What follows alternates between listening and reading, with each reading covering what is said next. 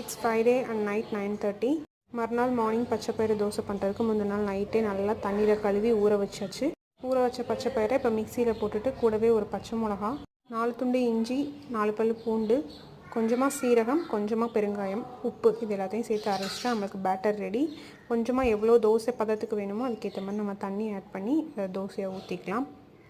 இப்போ நான் காமிக்கிற பேஸ்ட்டு பதத்துக்கு நல்லா திக்காக தண்ணி ஊற்றி கொஞ்சம் கொஞ்சமாக தண்ணி ஊற்றி தான் அரைச்சிக்கணும். ரொம்ப தண்ணி ஊற்றிட்டா கொலன்னு ஆகிடும், தோசை அப்புறம் வராது. ஸோ இந்த ஸ்டேஜில் கொஞ்சமாக உப்பு செக் பண்ணிவிட்டு அதுக்கேற்ற மாதிரி ஆட் பண்ணிவிட்டு தோசை ஊற்றிக்க வேண்டியதான். நான் ஃபஸ்ட்டு ப்ளெயின் தோசை ஊற்றிட்டு அதுக்கப்புறமா ஆனியனும் போட்டு ரெண்டுமே ட்ரை பண்ணி பார்க்கலாமே அப்படின்றதுக்காக தான் பண்ணியிருந்தேன். எனக்கு தேங்காய் சட்னி சாப்பிட பிடிக்கல, அதுக்கு பதிலாக ஆனியன் சட்னி செஞ்சு பார்க்கலாமேன்ட்டு. ஸோ காம்பினேஷன் சூப்பராக இருந்தது. எனக்கு மார்னிங் பிரேக்ஃபாஸ்ட்டுக்கு பண்ணது நைட்டுக்குமே தோசைக்கு வந்துச்சு. ஸோ என்னோடய பிரேக்ஃபாஸ்ட் அண்ட் டின்னர் இன்றைக்கி இப்படி தான் கம்ப்ளீட் பண்ணேன். நீங்களும் இந்த ரெசிபி வேணும்னா ட்ரை பண்ணி பார்த்துட்டு கமெண்ட் செக்ஷனில் சொல்லுங்கள். வீடியோ பிடிச்சிருந்தா லைக், ஷேர் அண்ட் சப்ஸ்கிரைப் பண்ணுங்கள். பாய்.